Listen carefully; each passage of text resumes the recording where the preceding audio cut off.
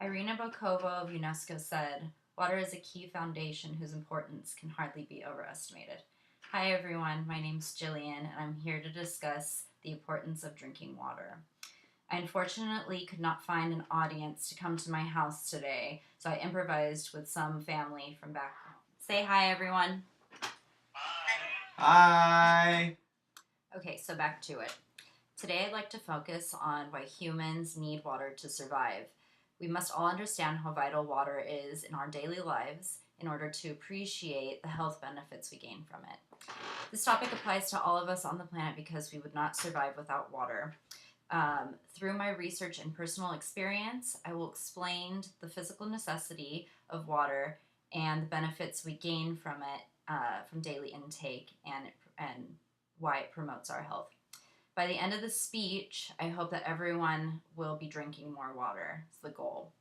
I will specifically talk about three things today: why we aren't drinking enough water, why we should be drinking more water, and the health benefits that we will gain from drinking more water. Okay, so let's begin with our first topic: why we don't drink enough water. In America, we have many privileges, and one of them is access to clean water. However, a majority of us only drink water as needed or when we feel thirsty, which shouldn't be the case. We all know that we need water to survive because it makes up about 55 to 75% of our body weight.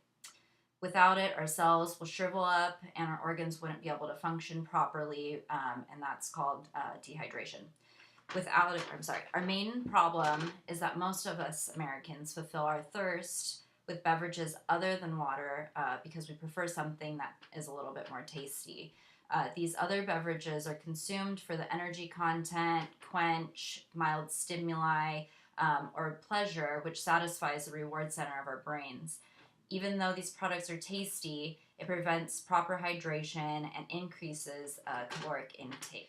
Per the National Center for Biotechnology Information, or NCBI, the physiological response to tasty fluids stems from our taste buds in our mouth, in which send messages to our brain about the nature and especially the salt of the ingested fluid, and neuronal responses are triggered as if the incoming water had already been reached to the bloodstream. So, long story short, our bodies crave tasty things, but they aren't always the healthy way to go. So, why should we choose water over other beverages? Let's discuss that in the next topic. Again, in order for our body to function properly, we need to drink an adequate amount of water.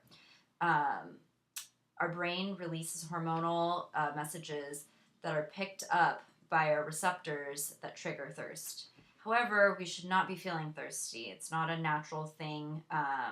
This is a specific signal that our brains release when we're starting to become dehydrated. Water acts as a lubricant for our bodies and helps everything flow the way that it should be. So when our body is picking up on the fact that we're not getting enough, that's again, not a normal response that our body should be, our brain should be telling us. It should just automatically be, flowing properly. This is one of the main reasons we should drink more water. There's no specific amount that's been, known to, how do you say it? That's been known for us to drink like a specific amount of water. But per a dietitian, Dana Angela White, in response to a CBC article about Americans drinking water, the expected intake should be half of our weight in ounces, is what she. So another area I wanted to touch on is for us drinking more water, is that some of us don't realize how lucky we are actually to have clean water where we live. Many low-income countries struggle daily with water intake because their water is dirty, it's filled with disease, and it makes them sick. So per the World Health Organization, they estimated that 842,000 deaths and 1.5% of the global burden of disease was attributable in 2012 to poor water, sanitation, and hygiene, which is completely awful. per my global health text, I'm actually taking global health this semester, which is very interesting. It suggested that the largest reductions in diarrhea morbidity, approximately 30%, come from investing in sanitation only, water and sanitation, and hygiene only. For those reasons alone, we should honestly be thankful for what we have and be drinking more water and enjoying it. Now, on to the benefits of water. There are many health benefits to drinking water, as we know, and I'm going to go ahead and discuss specifically what it does for our organ. So, per the NCBI, hydration status is critical to the body's process of temperature control, in that our body stores water and uses it appropriately to control cooling during periods of overheating through sweat, and that is called thermoregulation. It also promotes positive kidney function. Water regulation is hormonally mediated with the goal of maintaining tight range of plasma osmolality. The kidneys are also require water filtration of the waste from the blood stream and excretion via urine. Another thing it does is make slight changes in the heart rate and vasoconstriction that act to balance fluctuations in blood and volume and pressure, in which intake and output of water help regulate. For the GI tract, the total volume of fluid consumed will be reflected in water balance and gastric emptying. The gastric emptying rate is generally accelerated by the total volume consumed and is slowed by higher energy density and osmolality. And finally, water intake can improve skin thickness and density as measured by sonogram, and offsets transepidermal water loss, and can improve skin hydration. Sorry, I know that was a lot of scientific information, but it's super important what water actually does for the body. So another thing that drinking water promotes is weight loss. So there are 0 calories in water, which means that if you replace it with other beverages that have a higher caloric content, it will help you with weight loss, or at least not building up unnecessary calories.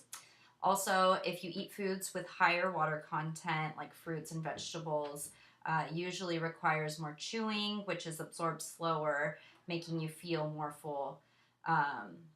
And that's it. That concludes my topic of drinking water. Today I covered why we don't drink enough water, why we should be drinking more water, and the health benefits of drinking water. And now that I've discussed all 3 of these topics, you should understand how important it is to drink water daily and the health benefits you receive if you do. Also, just to throw this in here, I went on WebMD, and they talked about a few ways of increasing your water intake, which are pretty cool. Drink water with every snack and meal. Eat more fruits, veggies. They're high in water content and will add to your hydration. Sorry about my cat in the background. And about 20% of our fluid intake actually comes from food. And lastly, keep a bottle of water with you in your car, at your desk, or in your bag at all times. This will promote you drinking water and not going out for other things. If you guys drink more water, I guarantee you will feel happier, like a happier, healthier person. Thanks a lot, guys.